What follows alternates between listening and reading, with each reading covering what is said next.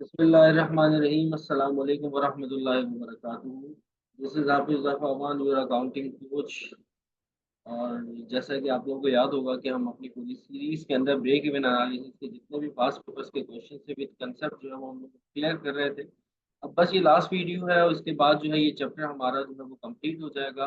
Then हम इसके MCQs की तरफ जाएंगे और पास्ट पेपर्स में जैसे मैंने ये सारे क्वेश्चन जो जितने जितने डिफरेंट डिफरेंट वेरिएंट्स में आए हुए थे वो सारे के सारे क्वेश्चन जैसे मैं कवर करवा रहा हूँ सेम ऐसे ही पास्ट पेपर्स के अंदर इस चैप्टर से रिलेटेड जितने भी एमसीक्यूज हैं वो सारे के सारे मैं इसी सीरीज के अंदर कवर करवाऊंगा। ठीक है। तो चलते चलते हैं अब 2020 तक हम लोग पहुंच चुके हैं। आगे जो है बस रिमेनिंग फोर क्वेश्चंस जो थे इंक्लूडिंग दिस क्वेश्चन रह चुके हैं, तो हम वो कंप्लीट कर लेंगे इंशाल्लाह। और जो 2024 का पेपर है उसको मैं पूरा सॉल्व करवाऊंगा। ठीक है, उसको उसको पूरा सॉल्व करके मैं अपने यूट्यूब चैनल पे अपलोड कर दूंगा। इसके बाद आप लोग मुझे नीचे कमेंट करके बताइएगा कि एएस लेवल के अंदर किस चैप्टर की जो है वो कंप्लीट प्लेलिस्ट बननी चाहिए, जैसे कि ब्रेक इवन एनालिसिस की बनी है। ठीक है, तो सेम इसी तरीके से जिस चैप्टर के अंदर आप लोगों को सबसे ज्यादा कंफ्यूजन है, जो पास पेपर्स आप लोगों को नहीं समझ में आ रहा है, तो वो मुझे बताइएगा नीचे कमेंट करके कि सर आप नेक्स्ट जो है वो आपने इसके ऊपर प्लेलिस्ट बनानी है। तो फिर मैं उसके ऊपर प्लेलिस्ट जो है वो अपनी वर्किंग शुरू कर दूंगा, तो वो इंशाल्लाह ताला अपलोड कर दूंगा। और इसके अलावा व्हाट्सएप ग्रुप में ये सारे पीडीएफ जो है वो शेयर हो जाएंगे।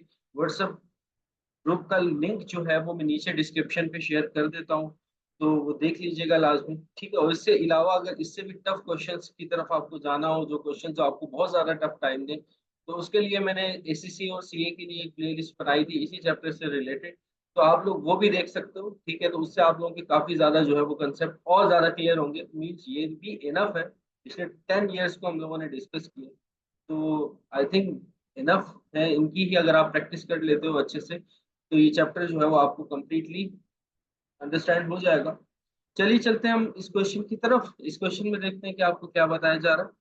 इस क्वेश्चन में आपको बता रहे हैं कि Y limited is a large manufacturing company with factories at several locations. ठीक है, अब वाई लिमिटेड है और ये एक लार्ज मैन्युफैक्चरिंग कंपनी है और इसकी जो है वो सेवरल फैक्ट्रीज या कह लो या इसकी ब्रांचेस कह लो कि लोकेशन डिफरेंट डिफरेंट लोकेशंस पे है। The company usage a marginal costing system. Marginal costing system आप लोग अवेयर हो कि आप वेरिएबल कॉस्ट को अलग लेके जाते हो, फिक्स कॉस्ट को अलग लेके जाते हो। रिक्वायर्ड में आपसे कह रहे हैं कि फर्स्ट रिक्वायर्ड ए, इसमें आपसे कहा जा रहा है state three benefits to a business of break even analysis. Break even analysis के थ्री बेनिफिट्स आप लोग बताइए। ठीक है, तो थ्री बेनिफिट्स मैं आप लोगों को वैसे ही यहाँ पर बता देता हूँ, लिख भी देता हूँ, लेकिन इसके अलावा भी अगर आप लोगों के माइंड में कोई हो तो वो मुझे कमेंट करके लाजमी बताइएगा कि ब्रेक इवन एनालिसिस के अंदर, क्योंकि आप लोगों का कंट्रीब्यूशन रहेगा तो मुझे मोटिवेशन मिलता रहेगा। तो आप लोग भी मुझे बताइएगा कि सर इसके और भी क्या क्या बेनिफिट हो सकते हैं। मेरी नज़र में जो, क्योंकि बस एज पर क्वेश्चन देखा जाए तो जस्ट थ्री उन्होंने बेनिफिट्स पूछे, तो मैं थ्री बेनिफिट्स में आप लोगों को बता देता हूँ कि इसमें जो एक बेनिफिट होता है कि ये आपकी डिसीजन मेकिंग प्रोसेस को जो है वो इजी कर देता है, आपको हेल्प आउट करता है। मींस कि help the management the decision making process. ठीक है, एक जो मेरी नज़र में बेनिफिट है that is helps the management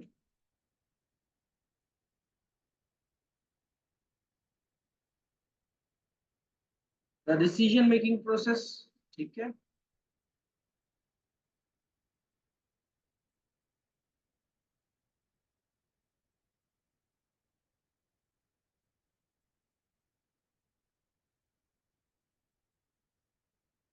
अच्छा इसके अलावा जो है आप लोग को ये क्या हेल्प कर सकता है, इसके अलावा जो ये हेल्प आउट कर सकता है वो ये कर सकता है कि इसमें आप अपना जो है मार्जिन ऑफ सेफ्टी जो है वो स्टैब्लिश कर सकते हो। जैसे कि हम लोग पढ़ चुके हैं मार्जिन ऑफ सेफ्टी क्या होता है। Margin of safety break even से ऊपर का जितना भी होता है वो आपके पास मार्जिन ऑफ सेफ्टी होता है, तो वो आपको ये ब्रेक इवन एनालिसिस बताता है। ब्रेक इवन निकालते हो तो आप मार्जिन ऑफ सेफ्टी जो है वो फाइंड आउट कर सकते हो।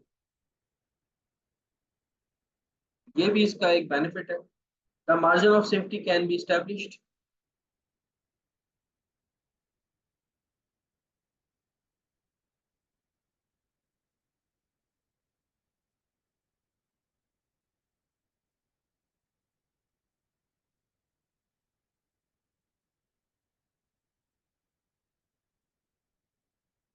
अच्छा, थर्ड में हमारे पास जो है, इसका एक और बेनिफिट ये भी हो सकता है कि आप कॉस्ट को जो है वो कंट्रोल कर सकते हो, अपनी अपनी फिक्स कॉस्ट को और अपनी वेरिएबल कॉस्ट को। देखो इसमें आप जो है वो सेग्रीगेट कर देते हो कि आपकी फिक्स कॉस्ट कितनी है और आपकी वेरिएबल कॉस्ट कितनी है, तो आप इजीली आइडेंटिफाई करते हो कि भाई ये आपकी फिक्स कॉस्ट है और ये आपकी वेरिएबल कॉस्ट है, तो किस कॉस्ट को हमने कम करना है। फिक्स कॉस्ट हमारी अगर ज्यादा है तो उसको हम कम करने की कोशिश करते हैं, या अगर हमारी वेरिएबल कॉस्ट ज्यादा है तो हम उसको चेंज करने की, उसको कम करने की कोशिश करते हैं। तो ये आपकी help to control cost by looking at the behavior of fixed and variable cost.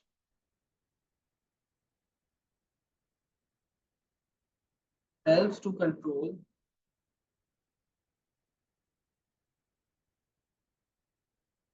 cost by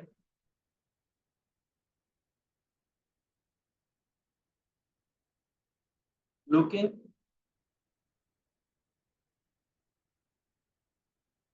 at the behavior of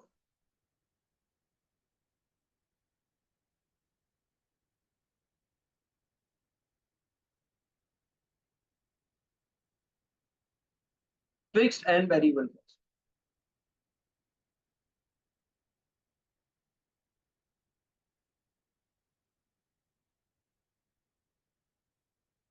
इसके अलावा और क्या क्या एडवांटेजेस हो सकते हैं वो आप लोगों ने मुझे कमेंट करके लास्ट में बता दें, ठीक है।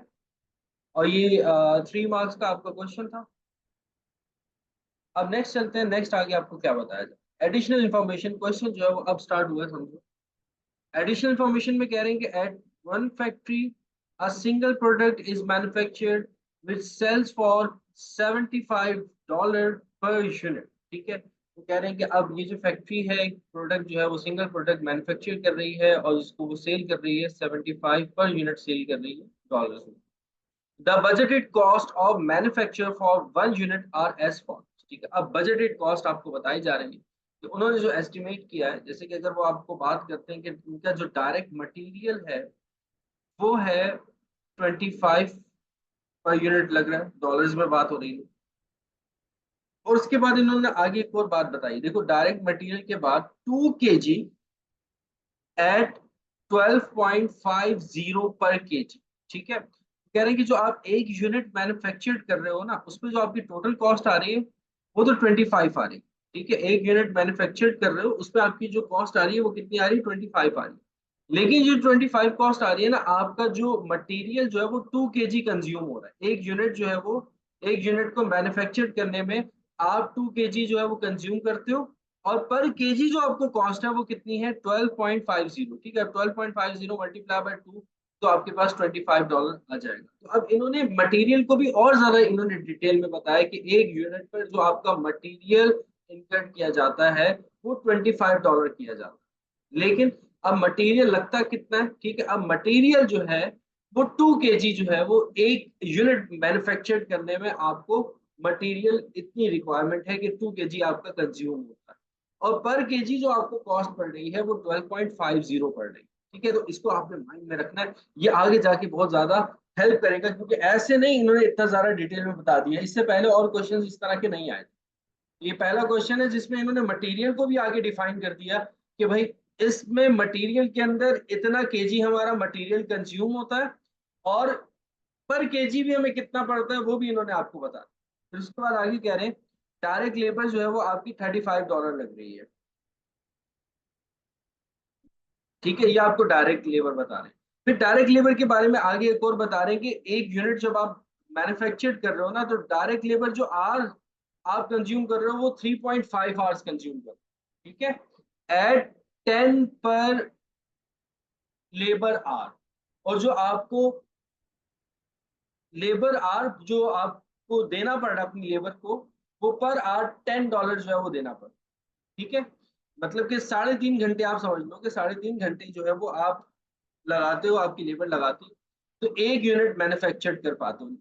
और आप लेबर को जो पर आवर पे कर रहे हो वो $10 जो है वो पे कर रहे हो। अच्छा, हम पर यूनिट में रहेंगे फिलहाल अभी, क्योंकि अब तक पर यूनिट पे ही चल रहे थे शुरू से अब तक, तो अभी भी हमें पर यूनिट पे रहना है, इतना ज्यादा डिटेल में नहीं जाना। आगे अगर एज पर क्वेश्चन रिक्वायरमेंट होगी तो जाके देखेंगे।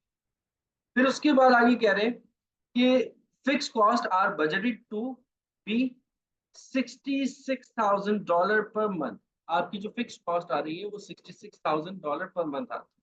It is possible to produce 7,500 units in normal working condition.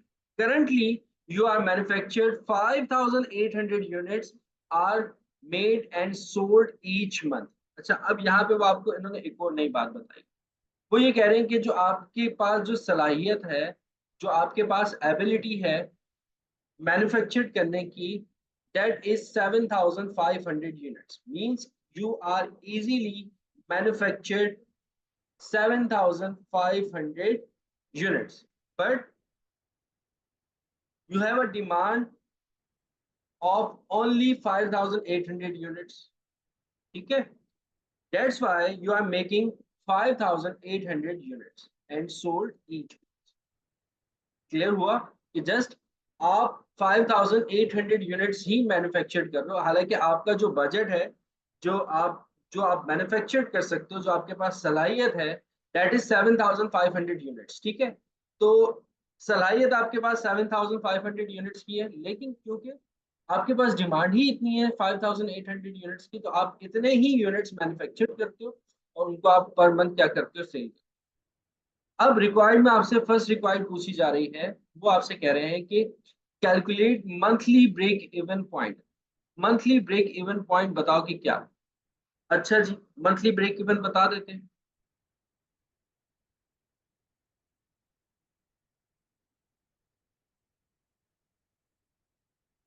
तो सबसे पहले तो बच्चों में क्या कर लूं, सीएम निकाल लूं, कंट्रीब्यूशन निकाल, कंट्रीब्यूशन मार्जिन। कंट्रीब्यूशन मार्जिन के लिए मुझे सबसे पहले सेलिंग प्राइस लिखना होगी अपनी। ठीक है, सेलिंग प्राइस जो थी वो इन्होंने डॉलर में ही दे रहे हैं आपको, इट वाज 75 पर यूनिट। ठीक है, इसमें से आप लेस करवा दीजिए वेरिएबल कॉस्ट अपनी, पर यूनिट की बात हो रही है ये। ठीक है, ये पर यूनिट है। अच्छा, वेरिएबल कॉस्ट जो है वो आपकी डायरेक्ट मटेरियल और डायरेक्ट लेबर है, 25 और 35, 60 हो जाए, $60। मैंने क्या किया, दोनों को ऐड किया, मटेरियल और इसको प्लस किया, तो ये कितना हो गया, $60। अच्छा, तो ये हमारे पास वेरिएबल कॉस्ट आ गई। इसको अगर मैं लेस करता हूँ तो कंट्रीब्यूशन मार्जिन आ जाएगा per unit.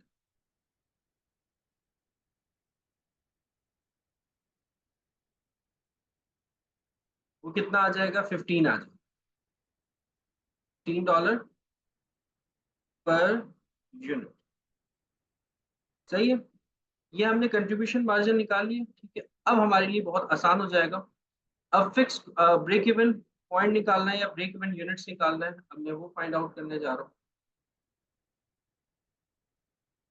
Break even units. अब ब्रेक इवन यूनिट्स निकालने के लिए सिंपल आपको फिक्स कॉस्ट लिखनी है। फिक्स कॉस्ट आपकी 66,000 पर मंथ है ना। तो देखो, अगर आप सिर्फ फिक्स कॉस्ट पर मंथ लिख रहे हो ना, तो जो यूनिट्स आएंगे वो आपके मंथली बेसिस पे आएंगे।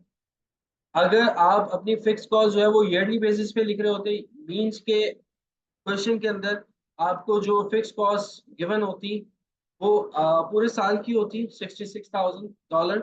तो जो आपके पास ब्रेक इवन यूनिट्स आते हैं तो फिर वो भी पूरे साल के आते हैं, लेकिन अभी आपको पर मंथ दिया हुआ है।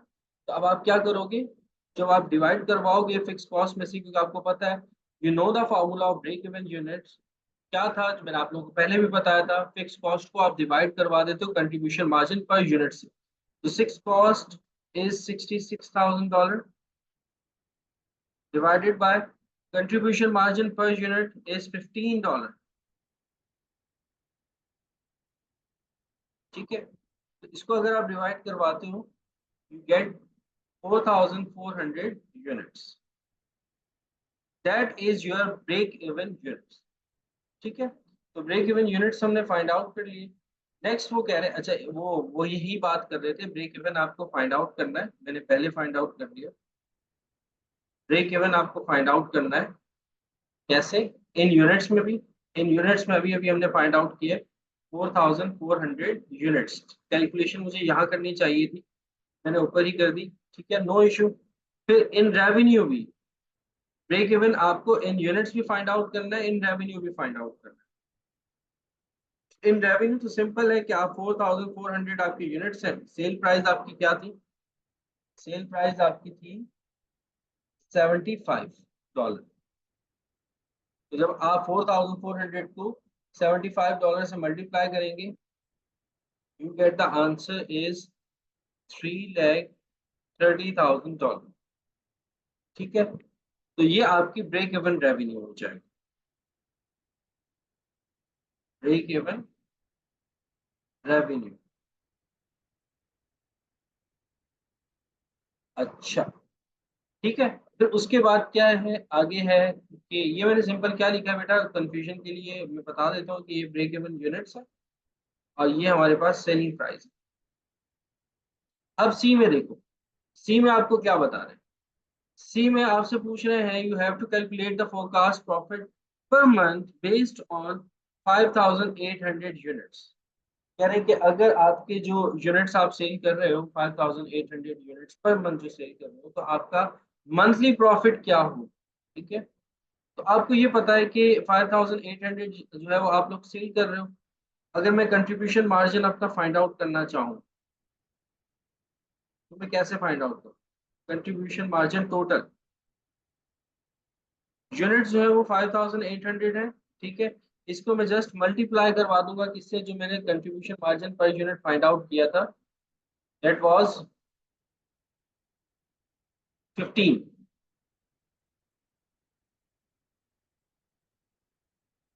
तो 15 से अगर मैं मल्टीप्लाई करवाता हूँ तो 5800 मल्टीप्लाई बाय 15, 87,000 हमारे पास कंट्रीब्यूशन मार्जिन आ जाएगा, 87,000 इन डॉलर। अच्छा, इसमें से लेस करवा दूं क्या मैं अपनी फिक्स कॉस्ट, क्योंकि मार्जिनल कॉस्ट ये कहती है, मार्जिनल कॉस्टिंग ये कहती है कि आप फिक्स कॉस्ट को कंट्रीब्यूशन से क्या करवाते हो, लेस, तो आपको प्रॉफिट का पता लगता है। तो फिक्स कॉस्ट आपके पास कितनी थी, $66,000, या आपने माइनस किए, तो आपके पास जो है वो प्रॉफिट आ गया, मंथली प्रॉफिट। ये मंथली आपने सेल्स ली थी, तो मंथली प्रॉफिट है, फिक्स कॉस्ट भी आपकी मंथली। अच्छा, एक और बात, आप गलती से ऐसा मत कर दीजिएगा कि लेट सपोज अगर क्वेश्चन में ऐसा होता है कि फिक्स कॉस्ट जो है वो आपको दी जा रही होती है पूरे साल की, और मंथली वो आपसे कंट्रीब्यूशन मार्जिन कहता, तो जो आप फिक्स कॉस्ट लेके जा रहे हो 66,000, फिर आपने 66,000 नहीं लेके जानी, आपने फिर उसको फर्दर डिवाइड करना था, उसको कन्वर्ट करना है पर मंथ के अंदर, डिवाइडेड बाय 12 करके, फिर उसको आप लेकर जाओगे। एग्जामिनर इस तरीके से आपको घुमा सकता है, तो आपको अवेयर रहना है कि वो फिक्स कॉस्ट किस में दे रहे हैं, पर मंथ दे रहे हैं तो फिर तो डायरेक्ट ले जाओ क्योंकि मंथली प्रॉफिट निकाल रहे हो। और अगर वो आपको फिक्स कॉस्ट जो है वो क्वेश्चन में पर ईयर की दे रहे हैं, तो फिर आप उसको फर्दर डिवाइड बाय 12 करके कन्वर्ट करोगे पर मंथ में, फिर उसको लेके जाओ। फिर उसके बाद जो है वो आगे आपसे कह रहे हैं कि डी में define the term margin of safety. What is margin of safety? Margin of safety just a difference of budgeted units and break even units. ठीक है, जो हमारे बजटेड यूनिट्स होते हैं उसमें से अगर हम अपने ब्रेक इवन यूनिट्स को माइनस कर देते हैं, तो हमारे पास जो है वो क्या आ जाता है, मार्जिन ऑफ सेफ्टी आ जाता है। मीन्स के margin of safety is the difference in units और value between the budgeted, means actual sales, and the break even sales. ठीक है, तो ये एक नंबर की उन्होंने डेफिनेशन पूछी है, पॉइंट टू पॉइंट आप लिख दोगे, margin of safety is the difference of, और डिफरेंस इन यूनिट्स और रेवेन्यू। ठीक है, रेवेन्यू भी हो सकता है और यूनिट्स भी हो सकता है, और रेवेन्यू की जगह अगर वैल्यू लिख दो तो ज्यादा बेहतर है। Units in and value between budgeted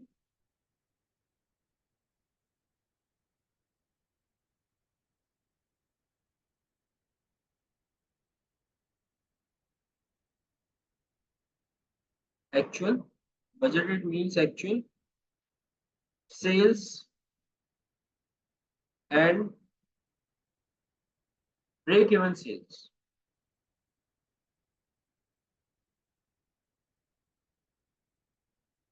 ठीक है, एक छोटा सा एक नंबर का उन्होंने आपसे पूछा था। तो डिफरेंस जो होता है वो आपका बजटेड का और जो आपका ब्रेक इवन होता है उसका, वो मार्जिन ऑफ सेफ्टी होता है। अच्छा, अब जो है एक और चीज आपसे इन्होंने कहा, एडिशनल इंफॉर्मेशन एक और आ गई। The directors of Y limited believes they can increase demand for their product by making some changes in the design। ठीक है, वो कह रहे हैं कि अगर हम अपने कुछ डिजाइन के अंदर कुछ चेंजेस ले आते हैं तो हम अपने प्रोडक्ट की डिमांड को इंक्रीज कर सकते हैं। This would result in the following. अच्छा, रिजल्ट क्या हो जाएगा? रिजल्ट्स में आपके पास जो है वो चार रिजल्ट्स आ रहे हैं कि अगर वो अपने डिजाइन को चेंज करते हैं। $7 increase in the selling price per unit. ठीक है, आपकी जो सेलिंग प्राइस होगी उसमें आपके 7,000 जो है वो इंक्रीज हो जाएंगे। मींस क्या होगा इसका? सिंपल सी बात, अगर आपकी सेलिंग प्राइस, जैसे कि आपको क्वेश्चन में जो पहले आपको सेलिंग प्राइस बताई जा रही थी, that was that was I think 75। ठीक है, तो अगर हम बात करते हैं कि हमारी न्यू सेलिंग प्राइस क्या हो जाएगी, न्यू सेलिंग प्राइस हो जाएगी। देखिए, ये पूछा नहीं उसने, लेकिन मेरा माइंड जो है वो वर्किंग में आ गया कि अगर वो 7 से इंक्रीज हो जाता है। ये चीजें ना आप लोग क्वेश्चन पढ़ते जाओ। एक बात याद रखना, मैंने अपने लास्ट क्वेश्चन में भी बताया था, अब दोबारा से बता रहा हूँ। जब जब आप क्वेश्चन को रीड करो, जो जो बातें आपको समझ में आ रही है उसको आप कैलकुलेट करते जाओ, क्योंकि वो सारी चीजें जो है वो आगे चलकर उसके रिक्वायरमेंट के अंदर आपके लिए यूजफुल होती है। फिर उसके लिए क्या होता है, जो बात एक दफा एग्जाम में इतना स्ट्रेस होता है कि अगर एक दफा जो बात क्लिक करती है तो बाद में जब आप क्वेश्चन को रीड करते हो तो वो बात में भी आपको दोबारा क्लिक ना करे। ठीक है, और अगर क्लिक करती भी है तो वो दोबारा से पढ़ने में आपका एक टाइम वेस्ट हो रहा है। तो उस टाइम को बचाना है, पेपर आपका बड़ा होता है, टाइम आपके पास कम होता है, तो उसको आपने जल्दी से जल्दी मिनिमम टाइम पीरियड के अंदर अपने क्वेश्चन को कवर करना है। तो वो कैसे कवर करना है, जो जो चीजें समझ में आती जा रही है उसको आप लिखते जाओ अपने पास। सेलिंग प्राइस जो है वो अब आपकी सेवन, पहले 75 थी, तो $7 से इंक्रीज होकर अब आपकी जो न्यू सेलिंग प्राइस हो जाएगी वो कितनी हो जाएगी? 75 में अगर आप प्लस करते हो 7, तो 82 आपकी सेलिंग प्राइस हो जाएगी पर यूनिट। न्यू आपकी सेलिंग प्राइस ही हो जाएगी। अच्छा, 10% increase in direct material usage, usage की बात कर रहा है कि जैसे कि अगर आपको देखो क्वेश्चन के अंदर आपको पहले बता रहा था, मैंने कहा था ना पहले इस तरह का नहीं दिया था लेकिन अब दे रहा है। ठीक है, नो इशू। पहले जो आपका यूजेज था that was 2 kg per unit. 2 kg per unit, ये आपका क्या यूजेज है, इतना आप यूज कर लो, 2 kg पर यूनिट। अब जो है आपका जो यूजेज जो है वो बढ़ जाएगा। अब वो कितना हो जाएगा, तो आपको बता रहे हैं कि 10% से आपका यूजेज इंक्रीज होगा, तो न्यू यूजेज कितना आ जाएगा आपके पास? न्यू यूजेज आ जाएगा आपके पास, अगर हम 10% से इंक्रीज करते हैं। पहले जो यूजेज था वो कितना था? 2 kg था पर यूनिट। पर यूनिट में सब चीजों को करना है, तो 2 पर यूनिट था, तो अब 2 को आप मल्टीप्लाई कर दोगे 110% से। ठीक है, ये 10% से बढ़ेगा आपका, तो अब आपका जो यूजेज हो जाएगा पर यूनिट 2.2 kg हो जाएगा।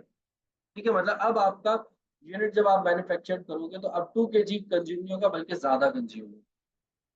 अच्छा, फिर उसके बाद कह रहे हैं कि 20% इंक्रीज पर केजी इन डायरेक्ट मटेरियल कॉस्ट। कह रहे हैं कि जो आपकी डायरेक्ट मटेरियल कॉस्ट है ना, ये तो पहले तो उन्होंने बोला कि आपका कंजम्पशन इंक्रीज होगा, यूजेज इंक्रीज होगा।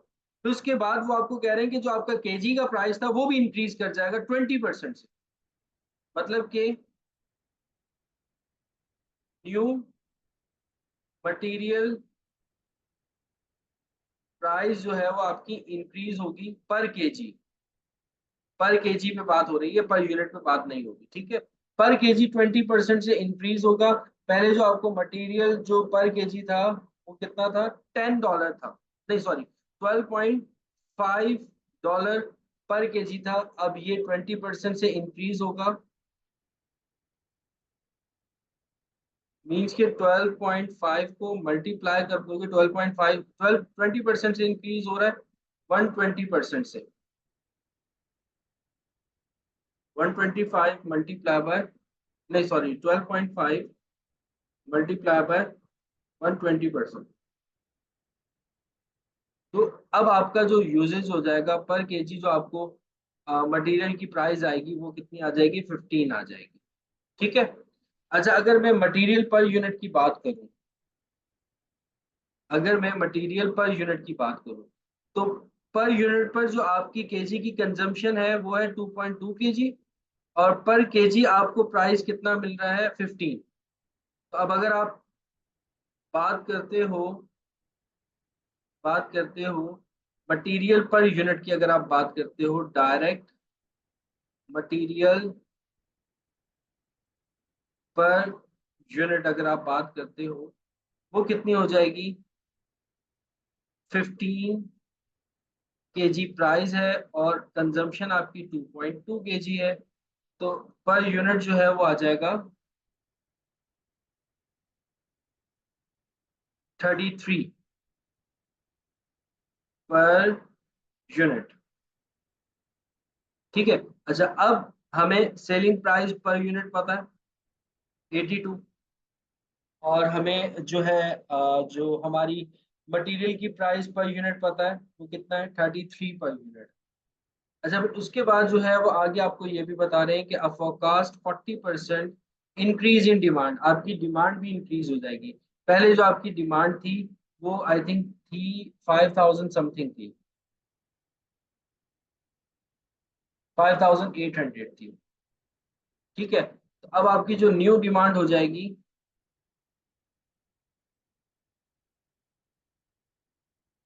5800 को 40% से इंक्रीज हो रहा है, मीन्स के 140% से मल्टीप्लाई कर दोगे।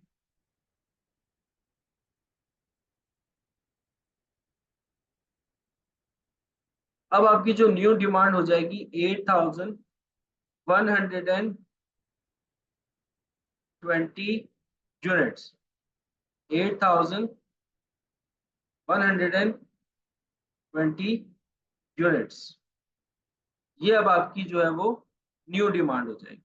अच्छा, अब देखो हमने क्या क्या चीजें रख ली अपने पास, क्या क्या चीजें हमने फाइंड आउट कर ली है। हमने सेलिंग प्राइस फाइंड आउट कर ली है, ये मैं वैसे ही लिख देता हूँ कि जो हमारी सेलिंग प्राइस अब हो जाएगी वो कितनी हो जाएगी, 82 पर यूनिट। अच्छा, इसके अलावा जो हमारी मटेरियल की प्राइस होगी, डायरेक्ट मटेरियल प्राइस जो है पर यूनिट, वो हो जाएगी $33। और जो अब हमारी न्यू डिमांड होगी, जो पहले 5800 थी, अब कितनी हो जाएगी, 8120 यूनिट्स। ठीक है। ये मैंने क्वेश्चन से देखा अब तक। आगे कह रहे हैं कि overtime working is available if required, कह रहे हैं कि ओवर टाइम वर्किंग जो अवेलेबल है अगर जरूरत पड़ी, this will be paid at 25% premium, यानी कि अब आप जो, अगर कोई लोग आपके पास जो है वो ओवर टाइम कर रहे होंगे, तो ओवर टाइम की जो पेमेंट होगी वो ये होगी कि 25% उनको अबव दिया जाएगा, जो उनको, जैसे लेट सपोज अगर जो है वो ₹100 दिए जा रहे हैं, तो आपको कितने दिए जाएंगे, 125 दिए जाएंगे। ये हमें पता कैसे लगेगा कि ओवर टाइम कब मिलेगा, देखो आपकी जो अहलियत है, आपकी जो अहलियत है वो आपको उन्होंने शुरू में ही बता दी थी, वो है 7500 यूनिट्स, ये आपकी अहलियत है, 7500 यूनिट्स। ठीक है। मतलब आपकी लेबर जो आपने प्रिपेयर की है अपने आप को, 7500 यूनिट्स के लिए प्रिपेयर की। अगर इससे ज्यादा प्रोडक्शन करते हो तो वो आप एक्सिस प्रोडक्शन की तरफ जाते हो, और यहाँ पर वही बात आपको बताई जा रही है कि अगर आप एक्सिस प्रोडक्शन की तरफ जाते हो तो फिर आप अपनी लेबर को जितनी एक्सिस प्रोडक्शन कर रहे हो उसके ऊपर क्या करोगे, ओवर टाइम पे करोगे। ठीक है। तो बहरहाल आप जा तो रहे हो एक्सिस प्रोटेक्शन में, क्योंकि अब आपकी जो न्यू डिमांड है वो है 8,120। अब आप एक्सिस पे जा रहे हो, कितना एक्सिस पे जा रहे हो? 7,500 से ऊपर आप आई थिंक 8,120 माइनस कर दो अगर 7,500 में से, तो अब जो आप एक्सिस पे जा रहे हो वो 620 यूनिट्स आप एक्सिस बना रहे हो। तो 7,500 पे तो आपका जो लेबर रेट है वही लगेगा। लेकिन लेकिन जो एक्सेस यूनिट्स आपने लेबर से बनवाए हैं, दैट इज 620 यूनिट्स, तो उसके ऊपर आप 25% जो है वो उनको क्या दोगे? ओवर टाइम प्रीमियम दोगे। अच्छा, इसके अलावा भी उन्होंने आगे कहा है कि additional machinery will be required at a cost of $24,000। ठीक है, एडिशनल मशीनरी आपको जरूरत पड़ रही है क्योंकि अब आप मैन्युफैक्चरिंग ज्यादा कर रहे हो, उसकी जो कॉस्ट है वो $24,000 है। फिर कह रहे हैं कि the company's policy is to depreciate machinery over a 5 years period. ठीक है, मशीनरी जो है वो आपकी 5 साल तक चलेगी, उसका डेप्रिसिएशन जो है वो 5 साल में जो है वो जाके कवर अप होगा। तो ये आपका डेप्रिसिएशन के बारे में थोड़ा सा बता रहे हैं। एक बात याद रखिएगा कि जो आपकी डेप्रिसिएशन कॉस्ट होती है वो आपकी फिक्स कॉस्ट होती है, या जो आपका डेप्रिसिएशन एक्सपेंस होता है वो आपका फिक्स्ड एक्सपेंस होता है, फिक्स कॉस्ट होती है। तो अब ये जो डेप्रिसिएशन होगा ना, ये जो आपने नई मशीनरी हायर की है या आपने परचेज की है, तो इसका जो डेप्रिसिएशन होगा वो आपकी फिक्स कॉस्ट के अंदर ऐड होगा। ठीक है, तो बहरहाल देखते हैं कि रिक्वायर्ड क्या है। रिक्वायर्ड में आपसे कह रहे हैं कि prepare a marginal cost statement showing the monthly profit based on these changes. ठीक है, अब आपको मार्जिनल कॉस्ट स्टेटमेंट जो है वो बनानी है। देखो, सबसे पहले तो आप रेवेन्यू लिखो। अच्छी बात है, हमें एक दफा स्टेटमेंट बनाना आ जाएगी कि किस तरीके से बनाते हैं। इस पूरी सीरीज के अंदर मैंने स्टेटमेंट नहीं बनाई थी। सबसे पहले तो आप अपना रेवेन्यू लिखो कि आपका रेवेन्यू कितना है। तो रेवेन्यू में आपकी जो अब यूनिट्स की मैन्युफैक्चरिंग हो रही है वो है 8,120, और उसको मल्टीप्लाई करवाओगे जो अब आपकी न्यू सेलिंग प्राइस है डेट इज 82। तो अब आपका जो रेवेन्यू आएगा वो कितना आ जाएगा? 6,65,840।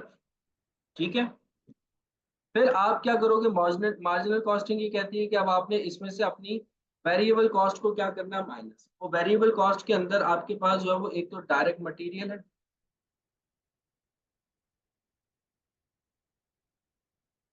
डायरेक्ट मटेरियल जो है 8,120 यूनिट्स बना रहे हो, और डायरेक्ट मटेरियल की पर यूनिट जो कॉस्ट है वो कितनी है? 33 है। देखो अब कितना काम आ रही है, जो मैंने वर्किंग ऊपर ऑलरेडी की थी और वो सारी की सारी यहाँ पर काम आ रही है। 8,120 इसको मल्टीप्लाई कर देंगे आप 33 से,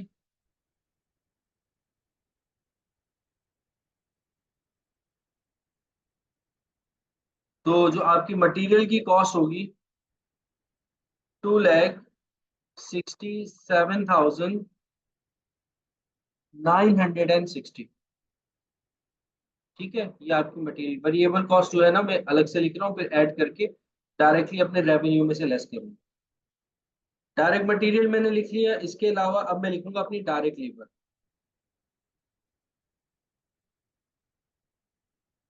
डायरेक्ट लेबर देखो, यूनिट्स तो आप 8,120 जो है वो मैन्युफैक्चर्ड करो, लेकिन जो आपकी एहलियत है वो 7,500 की है।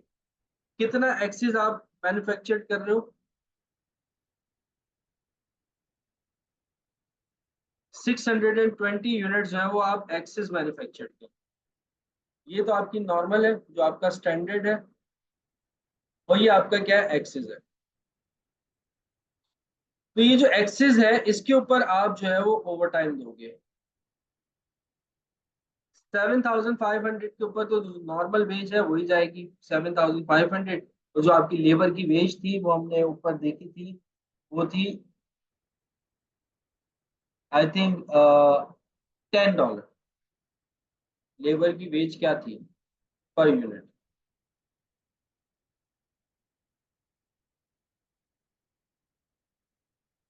35 थी। 35 थी लेबर की वेज पर यूनिट। तो इसको डायरेक्टली आप 35 से क्या करोगे, मल्टीप्लाई करवा दोगे।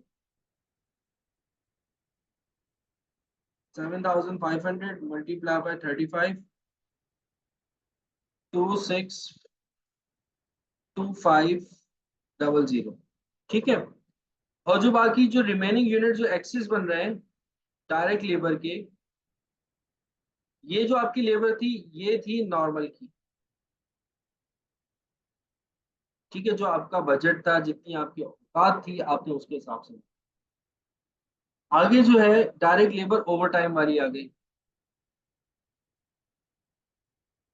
ओवर टाइम वाली आपकी कितने यूनिट्स हैं, ओवर टाइम वाले आपके हैं 620 यूनिट्स। ये यहाँ से निकाले मैंने। ये जो आपकी बजटेड थी उसमें से आपका जो आपका अब न्यू जो आप मैन्युफैक्चरिंग कर रहे हो उसमें से जो आपकी एहलियत थी, वो आपने स्टैंडर्ड जो था वो माइनस कर दिया आपके पास ओवर टाइम। कितने यूनिट्स के आप ओवर टाइम पे करोगे, यानी कि 620। इसको आप मल्टीप्लाई करोगे 35 से जो आपका लेबर का रेट है, और मल्टीप्लाई कर दोगे 125% से। ठीक है, क्योंकि 25% आपको अबव देना पड़ रहा है। तो ये जो आपका ओवर टाइम आएगा वो आ जाएगा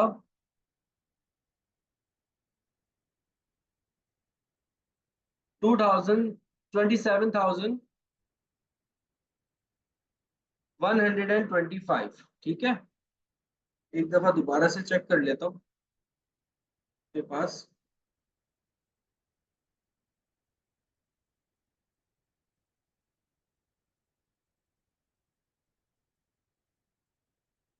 बिल्कुल यही आएगा।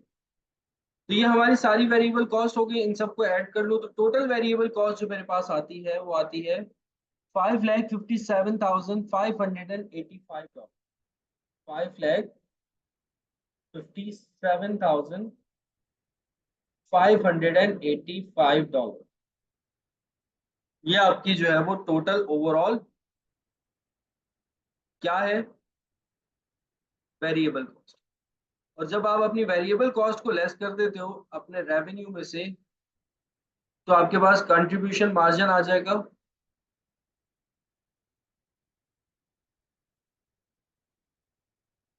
और वो कंट्रीब्यूशन मार्जिन होगा, वो कितना होगा, 108,255। ठीक है। फिर आप इसमें से लेस करोगे अपनी फिक्स कॉस्ट। फिक्स कॉस्ट एक तो आपकी 66,000 डॉलर थी पहले पर मंथ, और फिर आपका डेप्रिसिएशन भी अब आ गया।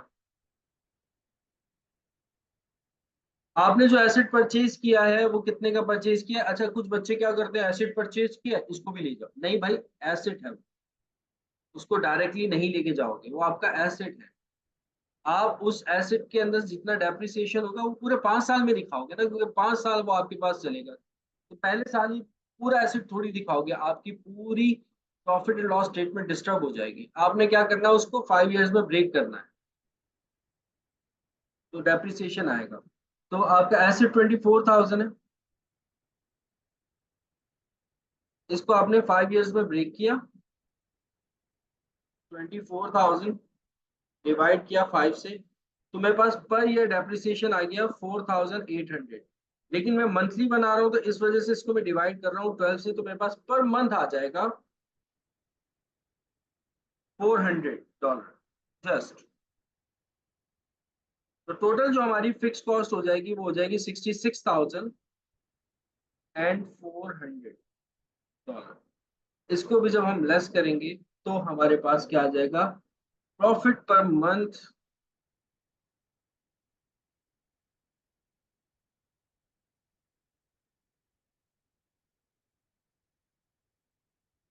41,855। ठीक है। तो ये बेटा हमने पूरी की पूरी मार्जिनल कॉस्ट स्टेटमेंट बना ली। पूरा क्वेश्चन जो है वो हमने सॉल्व कर दिया। अब हम अपने नेक्स्ट क्वेश्चन की तरफ बढ़ेंगे। नेक्स्ट क्वेश्चन हमारे पास आ रहा है क्वेश्चन नंबर 12 में 2021 वेरिएंट 1 में से।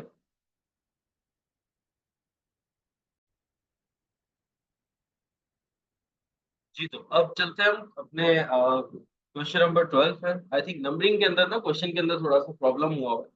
आपने ईयर को देखना है, ठीक है, कि कौन सा ईयर में सॉल्व करवा रहा हूँ।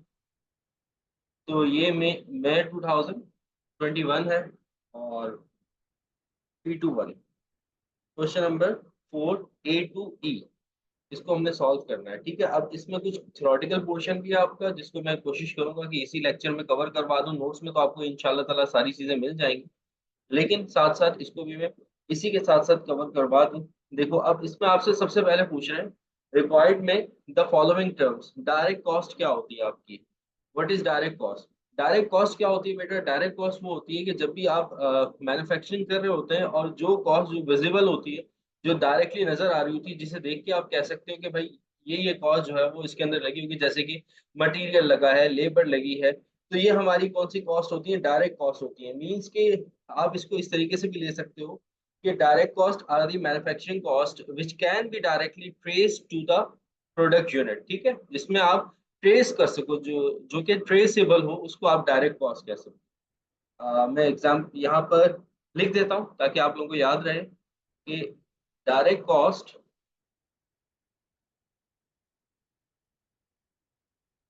Are the manufacturing cost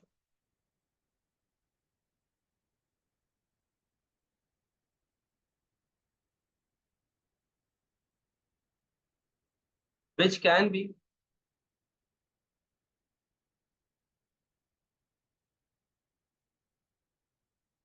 directly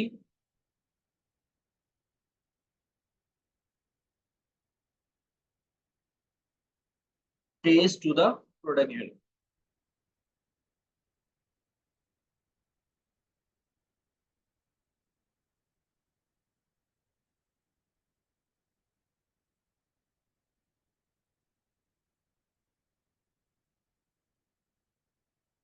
अच्छा, इसके अलावा जो नेक्स्ट उन्होंने कहा है कि स्टेप कॉस्ट बताओ, कि भाई स्टेप कॉस्ट क्या होती है, सेटअप कॉस्ट भी जिसको कहते हो आप। स्टेप कॉस्ट मीन्स क्या होता है कि जब आप कुछ अपनी चेंजिंग करते हो ना, जब आप अपने प्रोडक्शन के अंदर कुछ चेंजिंग करते हो, कुछ कॉस्ट आपको इनकर्ट करना पड़ती है, that is called step cost. Means कि जब लेट सपोज आपका जो बजटेड वॉल्यूम है 40,000 यूनिट्स है, ठीक है, अब आप अपने बजटेड वॉल्यूम से एक्सेस जो है वो प्रोड्यूस कर रहे हो, उसके लिए आपको कुछ कॉस्ट जो है वो इनकर्ट करना पड़ रही है, that is your step cost. ठीक है, या आप अपने प्रोडक्शन को बढ़ाने के लिए, थोड़ी सी प्रोडक्शन को बढ़ाने के लिए कॉस्ट आपने लगाई, तो ये भी एक किस्म की फिक्स कॉस्ट ही होती है। लेकिन ये मतलब आप मैक्सिमम लेवल पे जब आप पहुंच जाते हैं, और फिर उसके बाद आपको और ज्यादा प्रोडक्शन करनी होती है, तो वो आपकी स्टेप कॉस्ट होती है।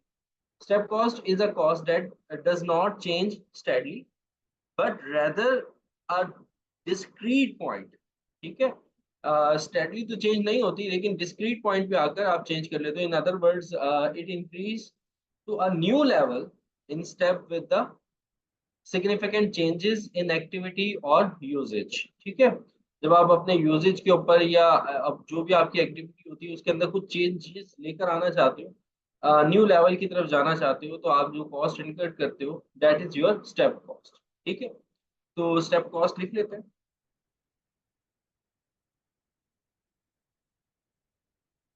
Step cost is a cost that does not change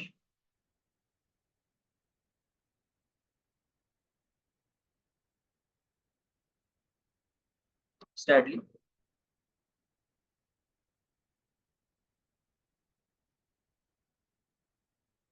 but rather a discrete।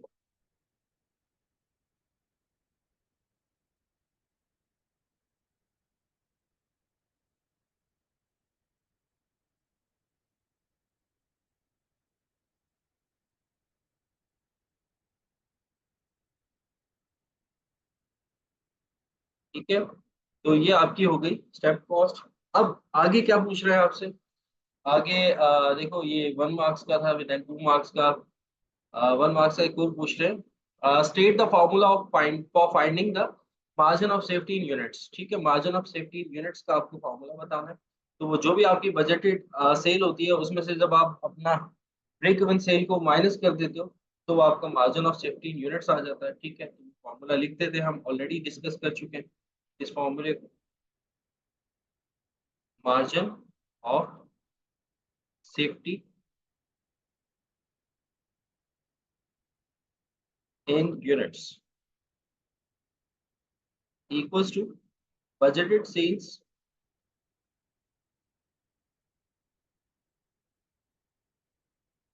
अच्छा बजटेड भी एक्चुअल भी दोनों पॉसिबल है। सेल्स इन यूनिट्स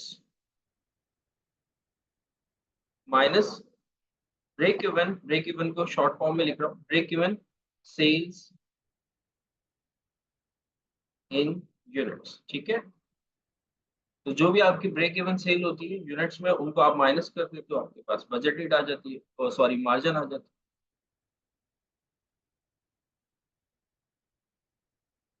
अच्छा नेक्स्ट आपसे क्या पूछ रहे हैं, explain the term limiting factors when using marginal costing. अच्छा ये पूरा चैप्टर है हमारा जिसको हम आगे डिस्कस करेंगे, उसके ऊपर भी मैं पूरी एक प्लेलिस्ट बनाऊंगा जिसमें तमाम पास पेपर्स को डिस्कस करूंगा।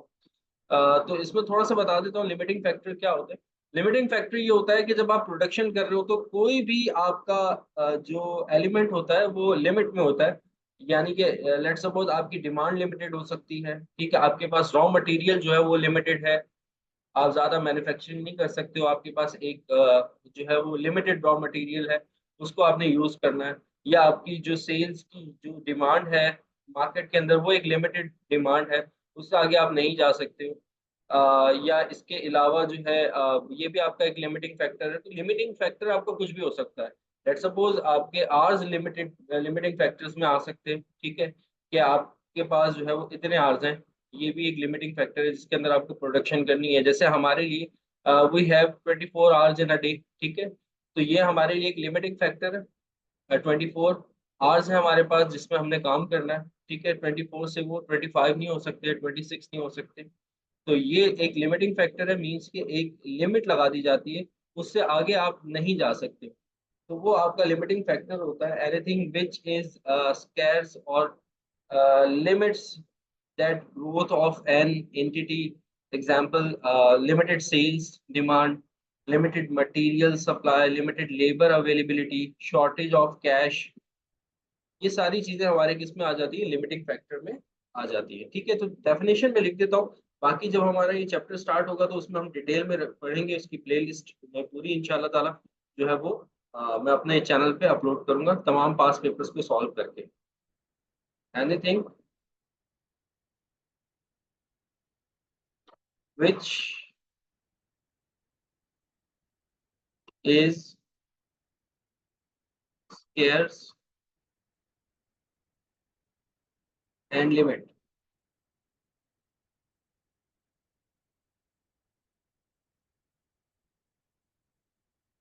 growth of an entity।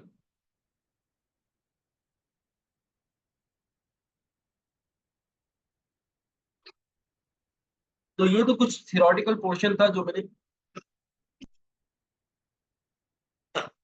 Sorry solve किया। अब हम आगे चलते हैं, एडिशनल इंफॉर्मेशन में आगे आपको क्या बताया जा रहा है। आगे आपको कह रहे हैं कि P limited manufactures a single product, the factory has the capacity to make 40,000 units. ठीक है, आपका कैपेसिटी जो है वो इसकी 40,000 यूनिट्स की है पर मंथ, और प्रोडक्शन इज सोल्ड, जितनी प्रोडक्शन करते हैं वो सेल हो जाती है। The following budgeted information is available for December 2021। अच्छा दिसंबर 2021 की आपको इन्फॉर्मेशन दे रहे हैं। 30,000 यूनिट्स जो है वो इन्होंने सेल किए हैं, और ईच यूनिट जो है $48 का इन्होंने सेल किया। डायरेक्ट मटेरियल बता रहे हैं कि जो है वो 4.5 मीटर जो है वो उसकी कंजम्पशन है पर यूनिट, ये आपको कंजम्पशन बता रहे हैं। और पर मीटर जो है वो आपको $4 का डायरेक्ट मटेरियल जो है वो लगता है। ठीक है, अब पर यूनिट कॉस्ट नहीं बता रहे, पर यूनिट कॉस्ट आपको फाइंड आउट करना पड़ेगी। 4.5 को अगर आप 4 से मल्टीप्लाई करवा देते हो, क्योंकि जो भी यूनिट आप मैन्युफैक्चर कर रहे हो तो उसमें आपका 4.5 मीटर जो है वो कंज्यूम होता है, और पर मीटर जो है वो $4 है, तो $18 जो है वो आपकी पर यूनिट मटेरियल की कॉस्ट है। डायरेक्ट लेबर जो है वो पर यूनिट आपको बता रहे हैं 3 आवर्स जो है वो 3 आवर्स, एक यूनिट जो है वो प्रोडक्शन में 3 आवर्स लगते हैं, और एट 8.50 पर लेबर आवर, और आपको पर आवर जो लेबर को पे करना पड़ता है $8.50 पे करना पड़ता है। तो इसमें भी आप 3 आवर्स को मल्टीप्लाई करोगे 8.5 से, तो आपके पास पर यूनिट लेबर कॉस्ट आ जाएगी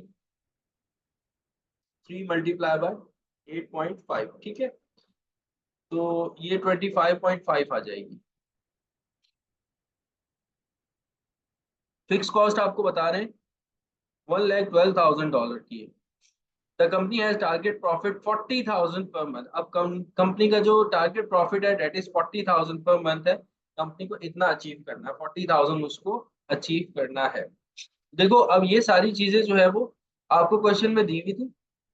मैंने रिक्वायर्ड अभी तक नहीं पढ़ी कि मुझे क्या फाइंड आउट करना है, लेकिन मैंने इनकी हेल्प से पहले ही चीजें जो है वो फाइंड आउट कर ली है कि डायरेक्ट मटेरियल कितना है, डायरेक्ट लेबर कितना। आपने भी क्या करना है पेपर में इसी तरीके से रिक्वायर्ड जो भी हो, लेकिन जो क्वेश्चन जहां जहां तक सॉल्व हो सकता है ना उसको सॉल्व करने की कोशिश करना आप। फिर आगे चल के चीजें बहुत आसान हो जाती हैं। अब देखो इसके अंदर रिक्वायर्ड में क्या, calculate the number of units to be sold for the company to achieve a target target profit for December 2021। और वो कह रहे हैं कि नंबर ऑफ यूनिट जो है वो कितने सेल करना पड़ेंगे कि वो अपना टारगेट प्रॉफिट जो कि उन्होंने सेट किया हुआ है डेट वाज 40,000 आई थिंक ना, 40,000 डॉलर का उन्होंने अपना टारगेट प्रॉफिट जो है वो सेट किया हुआ है। अब कंपनी को कितने यूनिट जो है वो सेल करना होंगे। अब ये टारगेट प्रॉफिट का क्वेश्चन आ गया। सबसे पहला काम तो आप ये कर लो, कंट्रीब्यूशन पर यूनिट निकाल लो कि आपका कंट्रीब्यूशन पर यूनिट क्या है। Contribution per unit. अब कंट्रीब्यूशन पर यूनिट क्या आएगा, जो सेलिंग प्राइस है पर यूनिट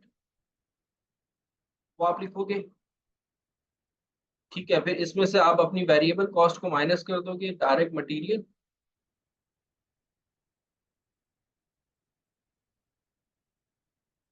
पर यूनिट, और लेस कर दो डायरेक्ट लेबर पर यूनिट। तो आपके पास कंट्रीब्यूशन आ जाएगा पर यूनिट। तो सबसे पहला काम तो आप ये करो कि कंट्रीब्यूशन क्या होगा हमारा पर यूनिट।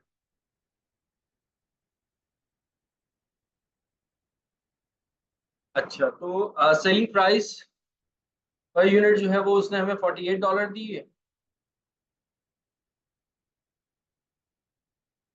48।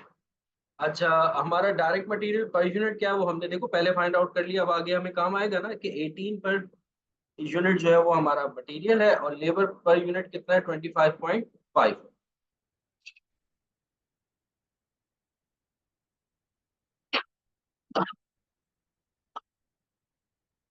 18 और 25.5।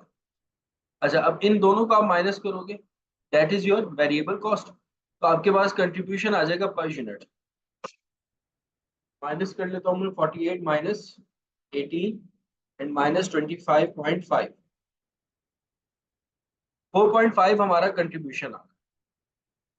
अब हमें निकालना टारगेट प्रॉफिट 40,000 का। तो कितने यूनिट जो है वो सेल हमें करने पड़ेंगे। तो टारगेट प्रॉफिट का फार्मूला याद रखो कि टारगेट प्रॉफिट सेल्स किस तरीके से निकलती है। टारगेट सेल्स, उसके लिए क्या करोगे, देखो पहले टारगेट क्या होता था ब्रेक इवन का, तो हम फिक्स कॉस्ट लिखते थे। अब साथ में हमें वो प्रॉफिट भी अचीव करना है, तो हम फिक्स कॉस्ट प्लस उस प्रॉफिट को कर देंगे। फिक्स कॉस्ट हमारी कितनी है, $1,12,000, ठीक है।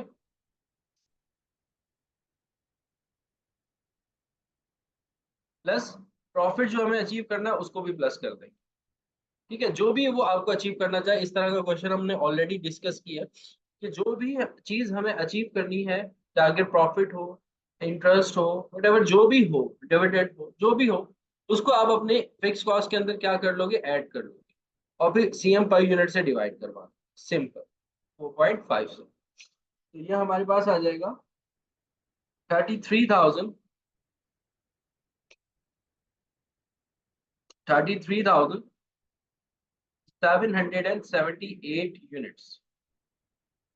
ठीक है, ये हमारी आगे टारगेट से। तो क्वेश्चन के अंदर वो आपको जो भी फाइंड आउट करने को कहे कि भाई हमें ये चाहिए, ख्वाहिशात उसकी जो भी हो, उस ख्वाहिश को आपने फिक्स कॉस्ट के अंदर क्या कर लेना, ऐड कर लेना, और फिर आप अपने सीएम पर यूनिट से क्या कर दोगे, डिवाइड कर। अच्छा, फिर उसके बाद आगे क्या कह रहे हैं आपसे, आगे ये कह रहे हैं कि prepare a budgeted marginal cost statement for December 2021। अच्छा, अब आपको एक जो है वो मार्जिनल कॉस्ट स्टेटमेंट जो है वो बनानी। ठीक है जी, वो बना लेते हैं, नो इशू। अब मार्जिनल कॉस्ट स्टेटमेंट किस तरह से बनेगी, इसको जरा देख लिए, पहले भी हमने पिछले वाले क्वेश्चन में डिस्कस की है। बजटेड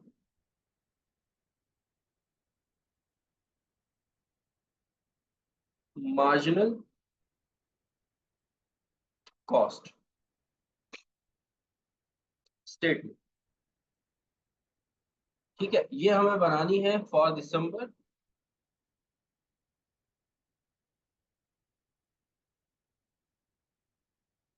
2021। अब इसमें बेटा आप क्या करोगे, सबसे पहले तो आप अपनी सेल्स लिखोगे कि आपकी सेल्स कितनी है।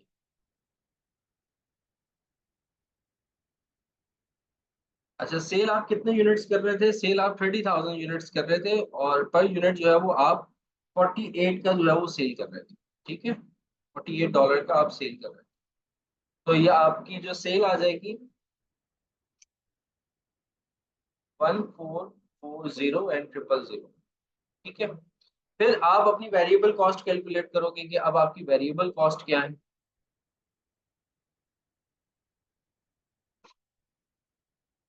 वेरिएबल कॉस्ट के अंदर आप सबसे पहले जो है वो क्या लेके जाओगे, अपना डायरेक्ट मटेरियल और डायरेक्ट लेबर। ठीक है, डायरेक्ट मटेरियल। अब direct material per unit cost हमने ऑलरेडी निकाल दी थी, 30,000 यूनिट्स है, और डायरेक्ट मटेरियल की पर यूनिट कॉस्ट क्या थी, 18 थी। मल्टीप्लाई बाय आप इसको 18 कर दोगे, तो डायरेक्ट मटेरियल आपकी आ जाएगी 540000। फिर उसके बाद आप लेकर आओगे डायरेक्ट लेबर। 30,000 यूनिट्स आप प्रोड्यूस कर रहे हो, और पर यूनिट कॉस्ट आपकी लेबर की क्या थी, 25.5। 25.5, इसको आप मल्टीप्लाई करोगे तो आपके पास ये आ जाएगा 765,000। टोटल कर लो, आपकी टोटल वेरिएबल कॉस्ट कितनी है, वो हो जाएगी 1305, 1305 एंड 000। ठीक है, ये आपकी वेरिएबल कॉस्ट हो गई। आप अपनी सेल्स में से इसको लेस कर दोगे, क्योंकि वेरिएबल कॉस्ट को हमें क्या करना होता है, लेस करना होता है। तो हमारा कंट्रीब्यूशन आ जाएगा, कंट्रीब्यूशन मार्जिन।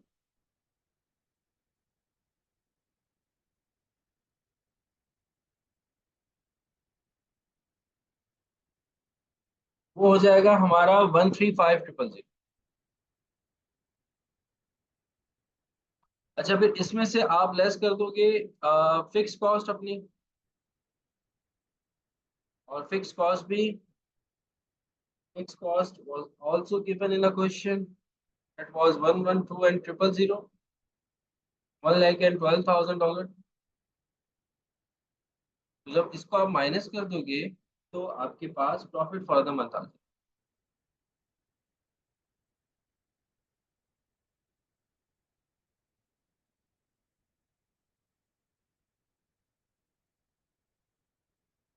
$23,000। ठीक है, कैलकुलेशन मिस्टेक हो सकती है बेटा, आप लोग अपने पास चेक कर लीजिएगा।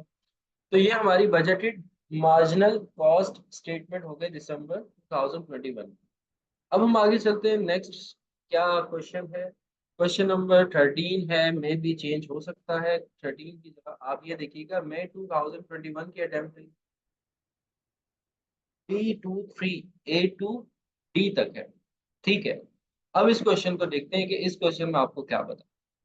T Limited manufactures a single product. The following budgeted information is available. Direct material is 8.540 per unit, आपको बता रहे हैं ये सारी। Direct labour $14.50, other variable cost is 2.30 पर डॉलर, फिक्स्ड आपको 8.0 पर डॉलर दी जा रही है। अच्छा, फिर वो कह रहे हैं कि each unit is sold for $36, budget monthly production and sales are 1200 units. ठीक है, ये आपका बजटेड है। अच्छा, फिक्स कॉस्ट को तो आप एब्सोल्यूट फॉर्म में ले आओ ना। ये 8 आपको दिया है, इस 8 को जो आपका बजटेड है हमेशा उससे मल्टीप्लाई करवाना है। कभी कभार मे भी ऐसा भी हो सकता है वो आपको सेल्स बता रहे हो और फिर बजटेड अलग बता रहे हो कि हमारा बजट ये था लेकिन हमने इतने यूनिट सेल किए। तो जो आपका बजटेड होगा ना हमेशा उससे मल्टीप्लाई करवाना। यहाँ पे तो बजटेड और सेल सेम है। मे भी ऐसा हो सकता है कि आपके पेपर में वो दे दे, बजट अलग दे दे, आपकी अहलियत आपको बता दे कि भाई आपकी अहलियत ये है, और सेल्स आपको ये दे दे अलग से। तो हमेशा जो बजटेड होगा उससे आपने आपको जो आपका फिक्स ओवरहेड होगा उसको आपने मल्टीप्लाई करना। ठीक है, वेरिएबल की बात नहीं कर रहा। वेरिएबल तो आप जितने यूनिट सेल कर रहे होगे उससे मल्टीप्लाई करवा, लेकिन जो आपका फिक्स्ड होगा वो बजटेड से हमेशा मल्टीप्लाई होगा। तो 96 जो है वो 100 हमारे पास फिक्स कॉस्ट आ गई। देखो, इसी तरीके से आपने फिक्स कॉस्ट, देखो हमें फिक्स कॉस्ट एब्सोल्यूट फॉर्म में चाहिए होती है, और जो हमें हमारी जो वेरिएबल कॉस्ट होती है वो हमें रिलेटिव फॉर्म में चाहिए होती है। तो रिलेटिव फॉर्म में ऑलरेडी गिवन है तो उसके ऊपर मैं वर्किंग नहीं कर रहा। फिक्स कॉस्ट पे मैंने वर्किंग कर ली पहले से ही, क्योंकि आगे मुझे जरूरत पड़ सकती थी। देखो देखो, रिक्वायर्ड नंबर 1 में आपसे क्या कह रहे हैं, calculate the monthly break even point in units. अब देखो ब्रेक इवन उसने फाइंड आउट करने को कह दिया। तो ब्रेक इवन के लिए तो आपको पहले कंट्रीब्यूशन चाहिए होता है। तो सेल्स पहले कंट्रीब्यूशन निकाल लेते हैं, डायरेक्टली मैं निकाल लेता हूँ कंट्रीब्यूशन, कि जो भी हमारी सेल्स होगी, जैसे सेल्स पर यूनिट क्या है 36 है, इसमें से मैं अपनी वेरिएबल जितनी भी कॉस्ट है उनको माइनस कर दूंगा। वेरिएबल कॉस्ट में 8.40 है, 14.50 है और 2.30। तो 8.40 माइनस 14.50 माइनस 3.30। ठीक है, तो ये मैंने अपनी वेरिएबल कॉस्ट सारी की सारी माइनस कर दी। तो मेरे पास कितना आ जाएगा, 10.80। कंट्रीब्यूशन आ जाएगा 10.80।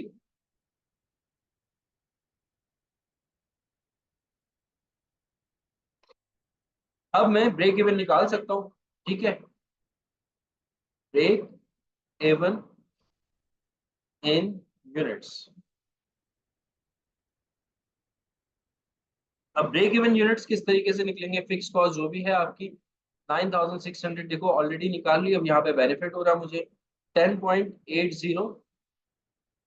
कंट्रीब्यूशन पर यूनिट है, डिवाइड करेंगे तो 889 यूनिट्स आ जाएंगे हमारे पास।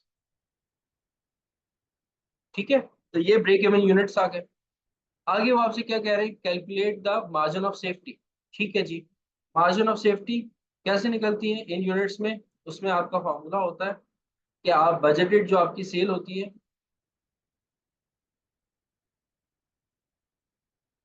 उसमें से आप अपनी ब्रेक इवन सेल को माइनस कर देते हो।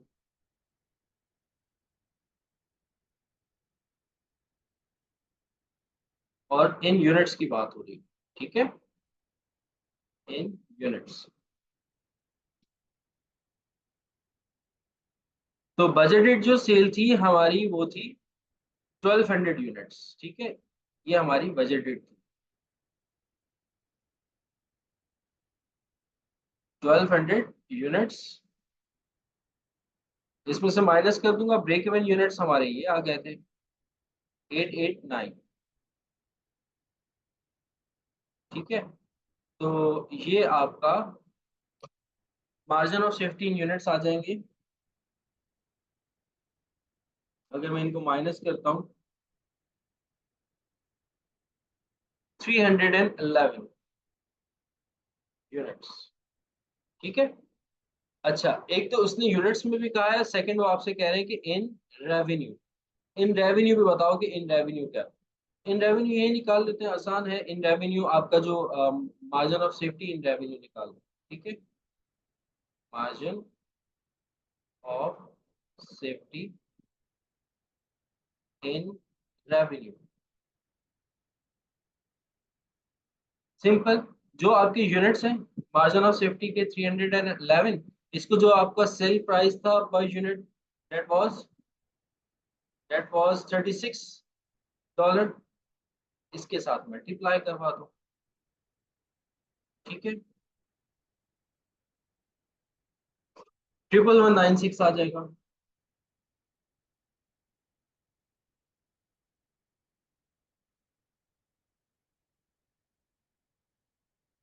Triple one 96 approximate. ठीक है,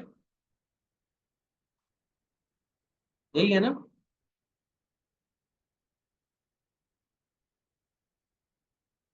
सही। ठीक है, अब आगे चलते हैं। आगे क्या है? Identify 3 assumptions made when using break even analysis. अच्छा, ये हमने ऑलरेडी पिछले लेक्चर्स में कवर किया है कि भाई कौन कौन सी assumptions आप लेके चलते हो जब भी आप ब्रेक इवन एनालिसिस जो है वो पढ़ रहे हो। तो कैश, इसमें आप ये कह सकते हो कि वेरिएबल कॉस्ट जो है वो पर यूनिट रिमेन सेम रहती है। ठीक है, और फिक्स कॉस्ट जो है वो इन टोटल अनचेंज होती है। और इसमें जो है वो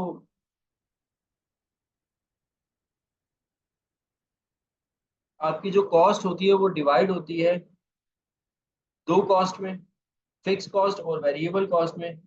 ठीक है, कोई आपकी सेमी वेरिएबल कॉस्ट नहीं होती है। ठीक है, सेमी वेरिएबल के ऊपर भी एक लेक्चर मेरा यूट्यूब चैनल पे अपलोड है, वो भी चाहो तो देख सकते हो। ठीक है, इसके अजम्पशन लिख लेते हैं। अजम्पशन नंबर 1 क्या होगी आपकी? 3 assumptions की हैं, तो variable cost per unit constant.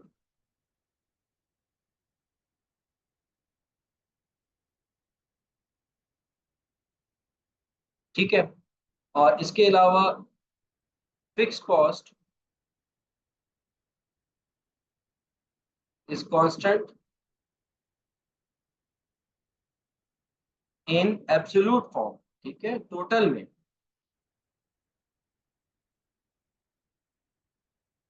Total में आपकी फिक्स कॉस्ट कांस्टेंट रहती है। थर्ड पॉइंट में आप ये ले सकते हो कि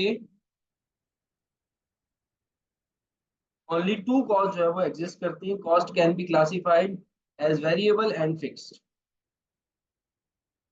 कॉस्ट कैन बी क्लासिफाइड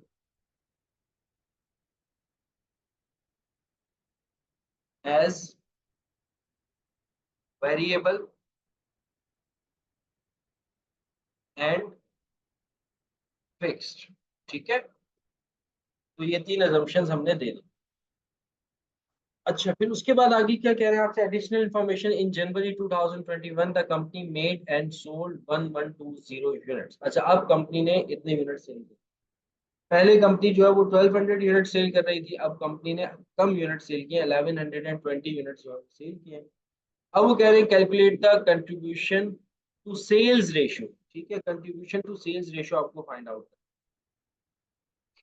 देखो, कंट्रीब्यूशन टू सेल्स रेशियो जो है ना वो आपका सेम रहेगा, वो चेंज नहीं होगा। भले आप जितने भी यूनिट सेल करो, क्योंकि आपकी जो सेलिंग प्राइस होती है और जो आपकी कंट्रीब्यूशन पर यूनिट होता है वो फिक्स रहता है। ठीक है, जितने यूनिट्स भी आप सेल कर रहे हो टोटल तो आपका चेंज होता है, लेकिन पर यूनिट तो वही रहेगा ना। आपका सेलिंग प्राइस भी पर यूनिट वही है, उसमें तो कोई चेंज नहीं आया। वेरिएबल कॉस्ट भी आपकी पर यूनिट वही है, और कंट्रीब्यूशन भी आपका पर यूनिट वही है, तो उसमें कोई चेंज नहीं है।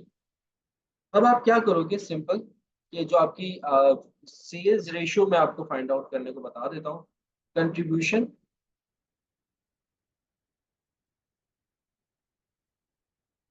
टू सेल्स रेशियो,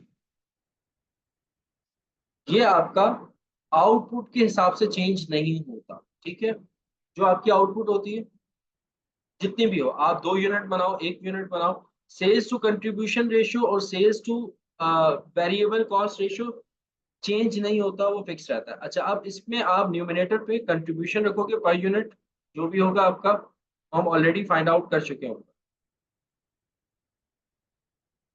ठीक है, और उसको डिवाइड करवा दोगे आप सेल्स पर यूनिट्स। तो कंट्रीब्यूशन पर यूनिट था 10.8, contribution per unit was 10.8 and sales per unit was 36 and multiply by 100। ठीक है, 100 लाजमी करना है, फॉर्मूले में लिख लीजिएगा मल्टीप्लाई बाय 100। तो ये आ जाएगा आपके पास 30%।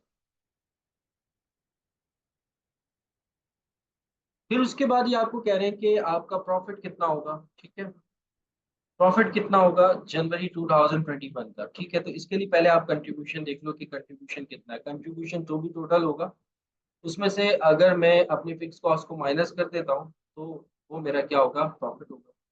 कंट्रीब्यूशन कितना होगा, कंट्रीब्यूशन मार्जिन पर यूनिट जो है हमारा कंट्रीब्यूशन 10.80 है, वो चेंज नहीं हुआ। यूनिट कितने सेल कर रहे हो अब, 1120। मल्टीप्लाई करवाएंगे आप इसको, तो ये आ जाएगा आपका, एक मिनट, 10.80 मल्टीप्लाई बाय 1120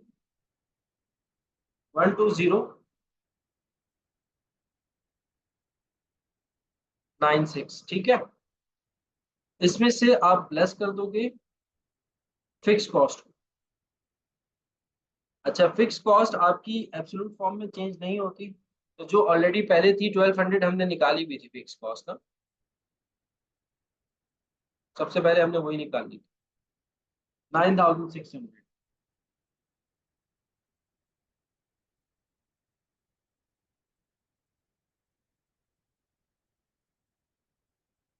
9600 ठीक है। अब ये मत कर देना बच्चे गलती, इसमें क्या करते हैं, 8 फिक्स कॉस्ट थी पर यूनिट और अब आप इतने यूनिट सेल कर रहे हो 1120, तो मल्टीप्लाई करो। नो भाई, ऐसा नहीं होगा। फिक्स कॉस्ट जो है वो आपकी सेम रहती है, वो चेंज नहीं होती। हाँ, अगर क्वेश्चन में आपको कहता है कि फिक्स कॉस्ट अब आपकी चेंज हो रही है तो फिर, वरना तो आपका जो बजटेड है 1200 उसी से ही मल्टीप्लाई होगा। ठीक है, 8 मल्टीप्लाई बाय 1200, या माइनस कर दोगे तो आपके पास प्रॉफिट आ जाएगा। प्रॉफिट, और वो प्रॉफिट होगा आपका 2496।